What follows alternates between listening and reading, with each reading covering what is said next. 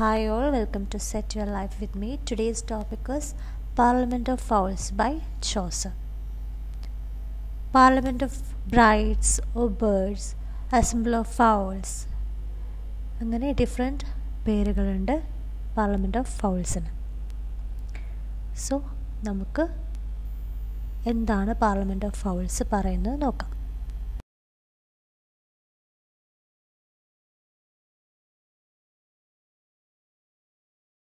Chaucer's poem Parliament of Fowls is a dream vision and it is in rhyme royal.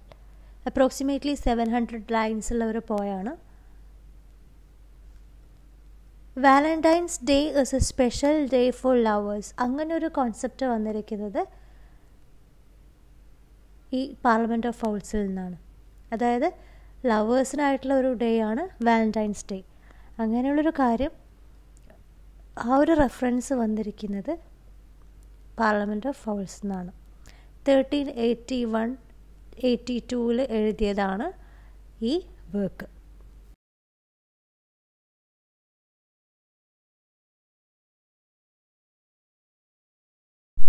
At the beginning, the poet is reading Cicero's Somnium Scipionis. സിസേറോൻ്റെ വർക്കാണ് സോംനിയം സ്കിപ്പിയോണിസ്. So the poet is reading that work, and in that work he reads the story of Scipio Africanus. Scipio Africanus was a Roman general, often regarded as one of the best military commanders. So Scipio Africanus young Scipioൻ്റെ ഡ്രീമിൽ appear ചെയ്യാണ്. Africanus shows Scipio the entire universe and he tells that Earth is very small. മറ്റുള്ള കാര്യങ്ങളുമായിട്ട് compare ചെയ്യുമ്പം earth വളരെ സ്മോളാണ്. And he advises Scipio that young Scipio that he is immortal and after death he might come to heaven. ആ ഒരു story വായിച്ചതിന് ശേഷം poet ഉറക്കത്തിലേക്ക് വീഴാണ്. ആൻഡ് യങ് സ്കിപ്പിയോയുടെ ഡ്രീമിൽ ആഫ്രിക്കാനസ് അപ്പിയർ ചെയ്ത പോലെ തന്നെ ഈ പോയറ്റിൻ്റെ ഡ്രീമിലും വരികയാണ്. ആൻഡ് യങ് സ്കിപ്പിയോനെ കൂട്ടിക്കൊണ്ടുപോയതുപോലെ തന്നെ പോയറ്റിനെയും ആഫ്രിക്കാനസ് ഒരു ഗേറ്റിലേക്ക് കൂട്ടിക്കൊണ്ടുപോവാണ്. Africanus leads the poet to the gate of beautiful garden. ഒരു വളരെ മനോഹരമായിട്ടുള്ള ഒരു ഗാർഡനിലേക്ക്, ഗാർഡൻ്റെ ഗേറ്റിന് മുന്നിൽ ദേ റീച്ച്. ആ ഗേറ്റിന് 2 പാർട്സ് ഉണ്ട് ആൻഡ് 2 ഇൻസ്ക്രിപ്ഷൻസും ആ ഗേറ്റിൻ്റെ മുകളിലുണ്ട്. One is happiness to those who enter and pain and sorrow എന്ന് മറ്റേ പാട്ടിൽ എഴുതിയിട്ടുണ്ട്. സോ ഒരു ബ്യൂട്ടിഫുൾ ഗാർഡൻ്റെ ഗേറ്റിൻ്റെ മുന്നിലാണ് ആഫ്രിക്കാനസും പോയറ്റും ഉള്ളത്. ഡ്രീമിലാണ്. So they are standing in front of a gate and ആ ഗേറ്റിന് 2 പാർട്സ് ഉണ്ട്. ഒരു പാർട്ടിൽ happiness to those who enter എന്ന് എഴുതിയിട്ടുണ്ട്, മറ്റേ പാർട്ടിൽ പെയിൻ ആൻഡ് സോറോ എന്ന് എഴുതിയിട്ടുണ്ട്. So it reminds hell gate inscription in Dante's Inferno. Divine കോമഡിയുടെ ഫസ്റ്റ് പാർട്ടാണ്. അതിലൊരു ഹെൽ ഗേറ്റിനെ കുറിച്ചിട്ട് പറയുന്നുണ്ട്. അതിലും ഇതേപോലൊരു ഇൻസ്ക്രിപ്ഷൻ ഉണ്ട്. സോ പോയറ്റ് ഡ്രീമിൽ കണ്ട ആ ഒരു ഇൻസ്ക്രിപ്ഷൻ ഡാൻറ്റേൻ്റെ ഡിവൈൻ കോമഡിയിലെ ഇൻഫെർണോനെ ഓർമ്മിപ്പിക്കുന്നതാണ്. So the poet enters through the gate and sees a beautiful garden and nearby that garden temple of brass is standing. വളരെ മനോഹരമായിട്ടുള്ളൊരു ഗാർഡൻ്റെ ഉള്ളിലേക്ക് പോയിട്ട് എത്തി നിൽക്കുകയാണ്. ആൻഡ് ധാരാളം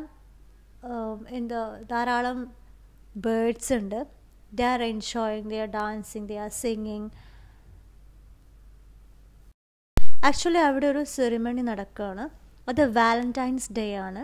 സോ എല്ലാ ബേർഡ്സും വന്നിരിക്കുന്നത് അവരുടെ മെയ്റ്റ്സിനെ സെലക്ട് ചെയ്യാൻ വേണ്ടിയിട്ടാണ്. സോ ബേർഡ്സിൽ കൂടുതൽ ഇമ്പോർട്ടൻ്റ് ആയിട്ടുള്ളൊരു ബേർഡ് ഈഗിളാണ്. So Tersel eagle should have the first choice. മെയ്റ്റിനെ സെലക്ട് ചെയ്യാൻ ഫസ്റ്റ് ടേൺ കിട്ടിയിരിക്കുന്നത് ടേഴ്സലിനാണ്. ടേഴ്സൽ എന്ന് പറഞ്ഞാൽ മെയിൽ ഈഗിളാണ്. So tercel eagle as for the lovely formel female ഈഗിളിനെ സെലക്ട് ചെയ്തു. ആ സമയത്ത് 2 other ടേഴ്സൽസ് ഇൻട്രപ്റ്റ്. ഒരു ടേഴ്സൽ മെയിൽ ഈഗിൾ ഒരു ഫീമെയിൽ ഈഗിളിനെ സെലക്ട് ചെയ്തപ്പോൾ ബാക്കി 2 മെയിൽ ഈഗിൾസ് ഇൻട്രപ്റ്റ് ചെയ്യുന്നു. ബിക്കോസ് ആ 2 മെയിൽ ഈഗിൾസും സെലക്ട് ചെയ്തത് ഫസ്റ്റ് ഈഗിൾ സെലക്ട് ചെയ്ത അതേ ഫീമെയിൽ ഈഗിളിനെയാണ്. സോ ഒരു വളരെ ലെങ്തി ആയിട്ടുള്ളൊരു ഡിബേറ്റ് നടക്കുകയാണ്. ആര് ആ ഫീമെയിൽ ഈഗിളിനെ മെയ്റ്റായിട്ട് സെലക്ട് ചെയ്യണം എന്നുള്ള കാര്യത്തിൽ വലിയൊരു ലെങ്തി ഡിബേറ്റ് അവിടെ നടക്കുകയാണ്. സോ അവിടെ വന്നിരിക്കുന്ന ബാക്കി എല്ലാ ബേർഡ്സും ഇതേപോലെ തന്നെ അവരുടെ മെയ്റ്റ്സിനെ സെലക്ട് ചെയ്യാൻ വേണ്ടി വന്നിരിക്കുകയാണ്. സോ ഈ ഈഗിൾസ് തമ്മിലുള്ള ആ ഒരു ലെങ്തി ഡിബേറ്റിൻ്റെ ഇടയിൽ ഒപ്പീനിയൻസ് പറയാൻ വേണ്ടിയിട്ട് ഓരോരോ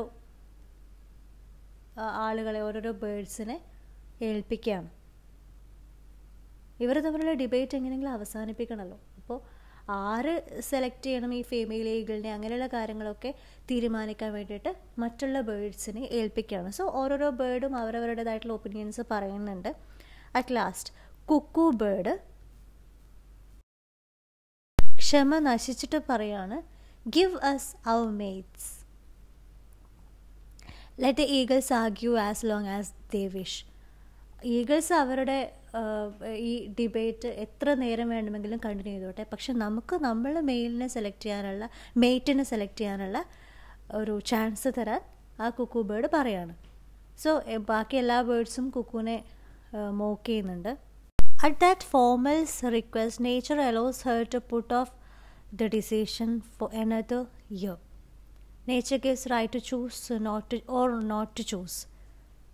So nature അതിൽ ഇടപെടുകയാണ്. നേച്ചറുടെ അഭിപ്രായത്തിൽ ആ ഫീമെയിൽ ഈഗിളിന് റൈറ്റ് കൊടുക്കുകയാണ്. 1 വർഷം കഴിഞ്ഞിട്ട് ആ ഒരു ഡിസിഷൻ എടുക്കാം, 1 വർഷത്തെ സമയം കൊടുക്കുകയാണ്. And nature allows the other birds two pair of. അവരവരുടെ മെയ്റ്റിനെ കണ്ടുപിടിക്കാൻ മറ്റുള്ള ബേർഡ്സിന് ചാൻസ് കൊടുക്കുകയാണ്.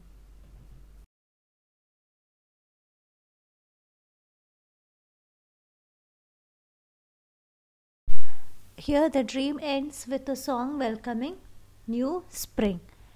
Actually, the poet starts reading the book to learn some certain thing. But when he awakes from the dream, he is unsatisfied. He returns to his books believing that he can learn that certain thing for which he seeks. ഈ ഒരു book start ചെയ്യുമ്പോൾ, ഈ ഒരു book വായിക്കാൻ തുടങ്ങുന്നതിന് മുന്നേ പോയിട്ട് വിചാരിച്ചത് he can learn some certain thing. ആ ഒരു ഡ്രീം കഴിഞ്ഞ് വീണ്ടും ചോസർ ആ ബുക്ക് സെർച്ച് ചെയ്യാണ്. by believing that he can learn that certain thing for which he seeks. So ചോസറിൻ്റെ പാർലമെൻ്റ് ഓഫ് ഫൗൾസ് തീരുകയാണ്. പുതിയൊരു ടോപ്പിക്കായിട്ട് നെക്സ്റ്റ് ക്ലാസ്സിൽ കാണും വരെ ബൈ.